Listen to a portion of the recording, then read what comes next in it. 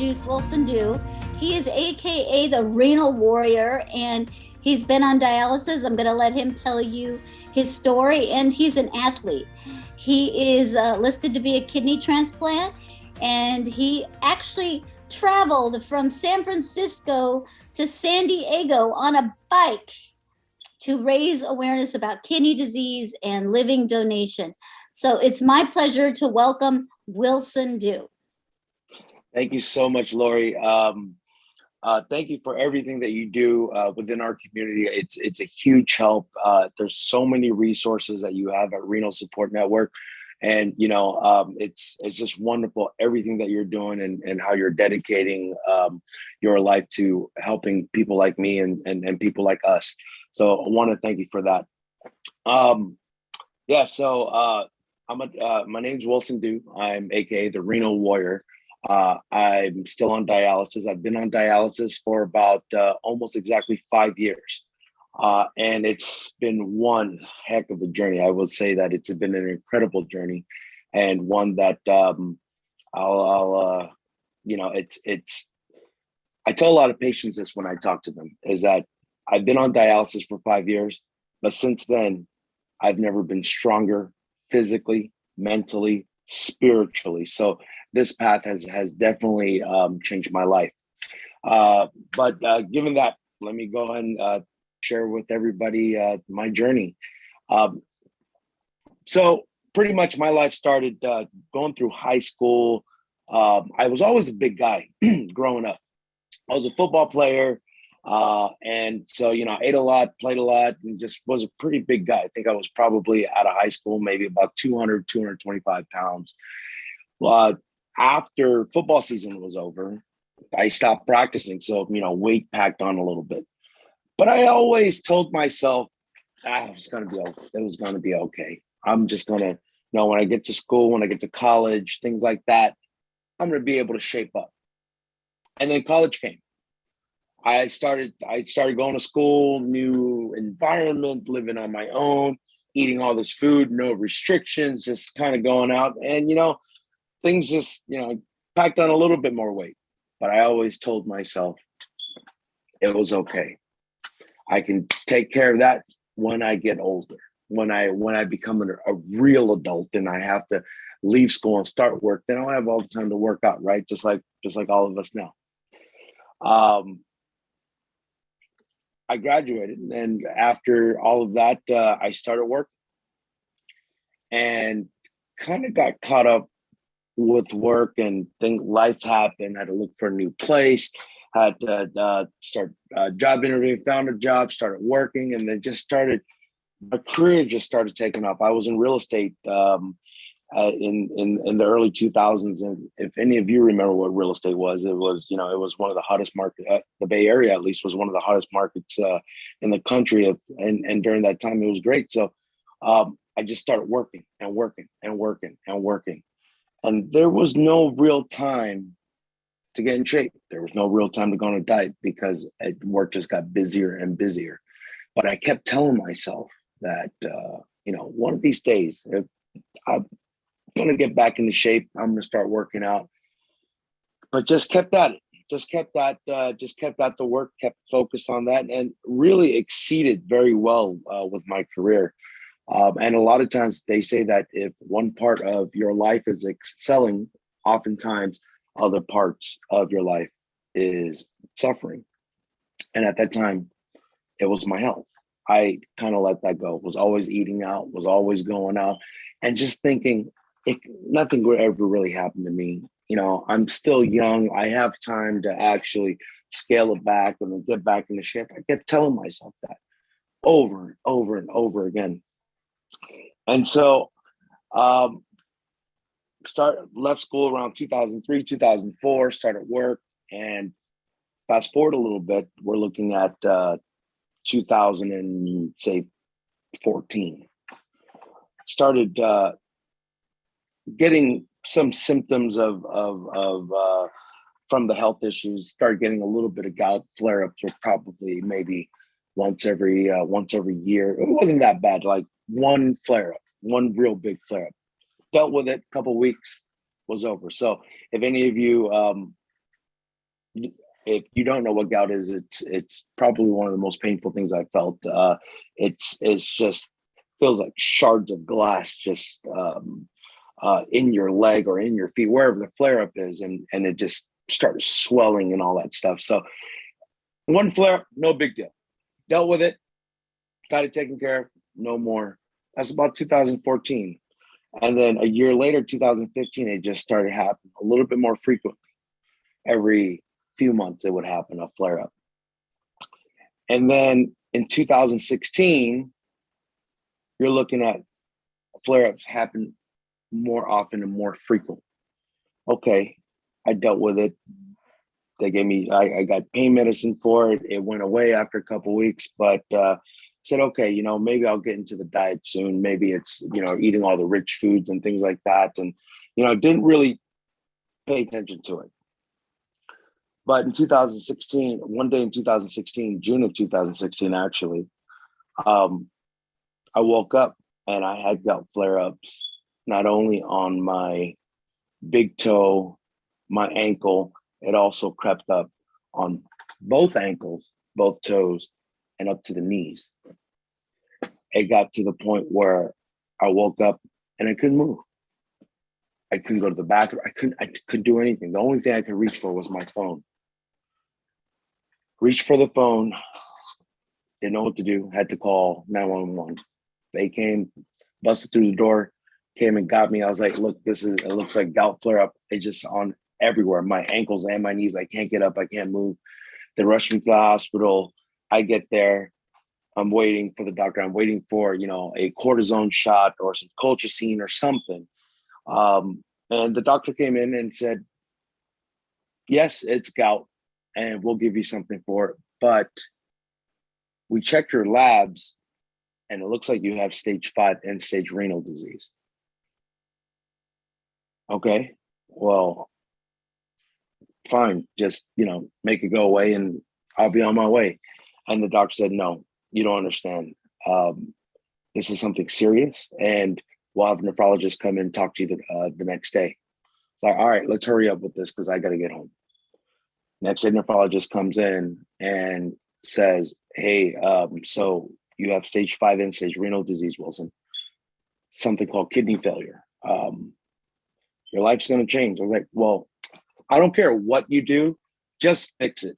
Give me the pill, some type of surgery, whatever you got to do to fix it. I still didn't really know what it was and still was kind of in denial how serious it was. I said I had to get back to work as soon as possible. He said, no, Wilson, you don't understand.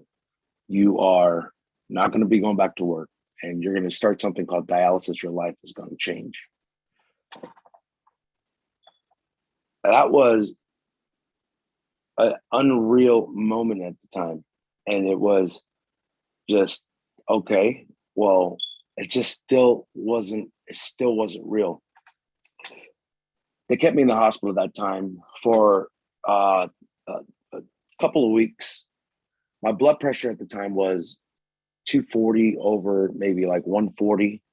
It was through the roof. They had to keep me there to actually get the blood pressure down before they can let me go. I kept telling myself, as you can see throughout my life, I kept telling myself, one of these days I would get back to it. I would get back into shape. I will get on a diet. I will get there. And I kept telling myself I was still young enough. Nothing was really going to happen. That the time that I was diagnosed with stage 5 end-stage renal disease, telling myself one of these days for so long, I was at that time 315 pounds. I let myself go completely. So after the doctor told me that, kept me in the hospital.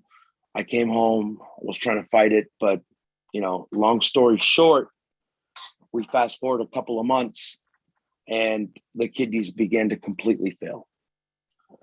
I had, over a span of 2 weeks, I had fluid gains of about 60 to 70 pounds, what the doctors estimated. So I was like a balloon, completely just blown up head to toe. It looked like my legs were swollen. You can push each leg in maybe an inch or two. And it was just, it was horrible, all just full of fluid. Um, so through an emergency process, I was rushed to the ER again a couple months after I was diagnosed. And through there, I had to start an emergency process of dialysis, crashing into dialysis. You're looking at, I was so stubborn throughout the diagnosis that I didn't want to get the fistula. And so they couldn't use a fistula at the time. So they stuck the permacatheter right through my chest, and my heart started pumping out. And at that time, I was hospitalized for 6 or 7 weeks. And I will tell you that at that time, my life turned upside down. Before starting dialysis, I still was in denial, thinking that something was going to happen, everything was going to be fine, and I was just going to go back to normal. But I remember going to the ER. I'll tell you a story that I don't often tell, and I'm not sure if I don't often tell about that day, but that day that I started dialysis, that I crashed into dialysis, I was sleeping. My mother comes and comes and gets me, and she says, "Hey, Wilson, go downstairs to check on your dad. He cannot feel one side of his face. He was stroking out."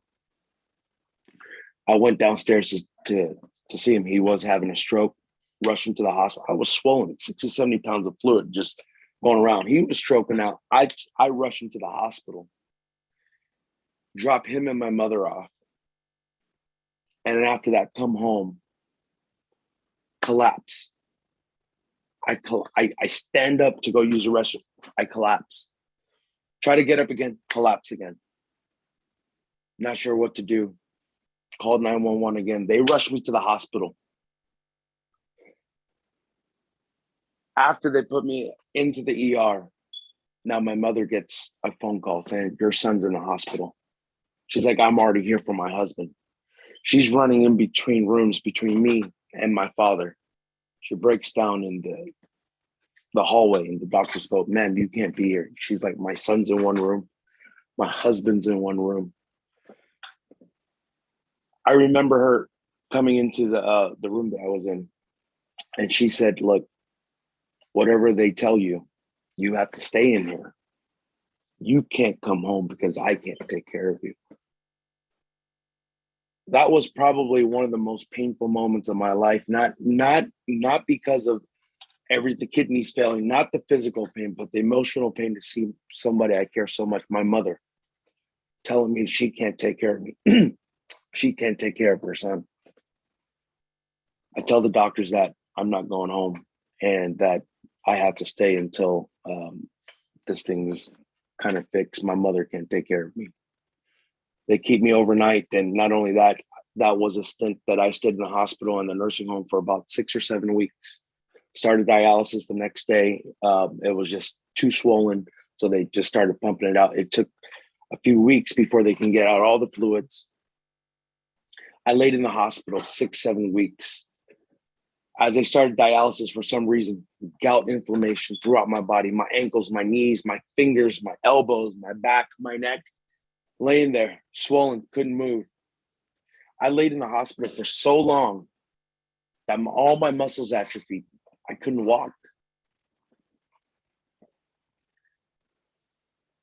All this physical pain wasn't even the biggest pain. I didn't know if I was going to survive through the night. I didn't know if I was going to make it out of the hospital or the nursing home or anything like that. Still, all of that didn't hurt as much as seeing my family come in, seeing my mother, my aunt, my families all coming to visit me as if they would never see me again. My mother and my aunt coming next to my bedside, smiling, laughing with me, saying, "Hey, you're just going to be fine," only to go to the next room, crying their eyes out. I can hear the walls are thin. It was heartbreaking. I was completely broken, mentally, physically, spiritually, completely broken. Just a few months ago, I was out celebrating a transaction I just closed. And here I am, not knowing if I was going to live. After the nursing home and the hospital, I was finally well enough where they were They said they would send me home. Life was living. Transport or ambulance would come to my house, pick me up, take me to the dialysis clinic, take me back home. When I got home, they would either told me, you want the bed or you want the wheelchair. I couldn't walk, and wherever they put me, I would lay there for the whole day. I was truly, really thinking to myself, this cannot be my life. What's the option? I can quit. I can stop. A lot of things ran through my head. If I passed away, would I leave this earth a better place? And at the time, I'll be honest with you, I would say no. I couldn't. My family might be a little upset. My friends would be, my friends and family would be a little sad, but nothing notable. And I had a choice to make. It was either kind of give up, because this is not a way to live, or choose to fight. And there was that one day I came home from dialysis sitting in the wheelchair. And I asked myself, what do you want to do? Wilson, what do you want to do? Either give up or you're going to fight. And that day, I promised myself, I was like, you know what? We're going to fight this thing. I don't care if I die doing it, because I'm already dead. Let's fight. Let's give it hell. Let's do as much as we can do. I choose life. And that day, I said, I'm going to fight as much as I can, even if it kills me. I don't care. So that day, I got up off that wheelchair. And as painful as it was, I walked to the front door, which is about 10 feet. It was the most painful walk I have ever felt. But you know what? It was way better than all that emotional pain that I was feeling. It was way better than seeing my mother crying. It was way better than seeing my father in the hospital. All that pain to the door was nothing compared to that. So I did that, and I did that every single day. And I promised myself the next time, if I sit on this deathbed again, and if I get better, I'm going to be able to say that if I leave this earth, I will leave this place. I will leave this earth a better place. So I kept on fighting and fighting. So that 10 feet walk every single day to the door, every single day, I kept on walking. I felt that pain. And when I got a little bit stronger, I went outside that door. It went 10 feet to 15 feet, 15 to 20 feet, 20 feet to 25 feet, to down the block to my first mile. And then all of a sudden, I just kept on going, and I got stronger and stronger and stronger. And it was still very, very painful. But that pain that I felt from that physical pain had nothing on that emotional pain. And one day I said, let's just run a little bit, just 1 minute, 30 seconds first. Let's just go till I'm tired. I'll stop. I'll go again until I can get to a minute, 2 minutes, 3 minutes. And then I started running 5Ks, 10Ks, half marathons. And you know what? The weight started coming off. Let's introduce the diet. Let's keep on going and going and going. I never looked back. I said I was going to fight this thing. I choose life. And now I'm really living. I kept on going and going. And then I hopped on a bike. Let's see how far I can go. I can go 5 miles. I can go 10 miles. I can go 100 miles. I can go 500 miles from here all the way down to San Diego, from San Francisco, California, all the way to San Diego. I need to prove to myself, even in face of adversity, even with dialysis, that the mind and the body, the spirit is such a powerful thing. And I kept on going and going and going in the name of kidney disease. And this is when I met Lori. This is when I met so many people that had so many people it was just so spiritual to be able to do all of this. Now, after I did all that, I dedicated my life to helping other patients that are in similar situations. And I tell patients all the time, you don't have to do what I did, but you can walk 20 minutes a day. You can walk 10 minutes a day. A little bit goes a long way. And all the times I worked out, all these races that I've done, I was never the fastest. I was never the strongest, but I didn't care. But I finished. And if I can have a couple of messages for everybody out there, is that even though we face adversity, even though we face these hardships, you can go little by little. And it all starts with a 10 feet walk, a 2 feet walk. If you can only walk for 2 minutes, that's fine. Go 2 minutes today. Next week, make it 2 minutes and 10 seconds. I always tell folks, how do you walk 10,000 miles? One step at a time. How do you eat an elephant? One bite at a time. So as long as you keep on moving forward, whatever that amount that you can do, baby steps, exactly, baby steps, little by little, if you keep on moving forward, it's not a matter of if you'll get there, it's a matter of when. So keep moving forward on your fight. If you're on dialysis, keep fighting. If you have your transplant, keep fighting little by little. And the last thing is living your life with gratitude. And just like Lori said earlier, is just or what she says is just having many birthdays means you probably live a long time. And as long as you can, every little bit helps. Every little bit. And I am full of gratitude that every day that I wake up, it's another great day. Anytime I can get a little bit of tired from working out, I feel great because I'm just like everybody else at that moment. And every day that we get tired from our physical activity, from our mental activities, we know that we're getting stronger. So I think my time is coming up, but I want to thank everybody for listening to the presentation. If you have any questions, please ask. Hope you enjoyed that. Just wow, Wilson. I feel like I need to get up and run right now. I don't know. We probably should have had you right before the break because, I've seen your transformation over the last years, and it's truly remarkable. I do have a question though for you. Do you know what your hemoglobin is?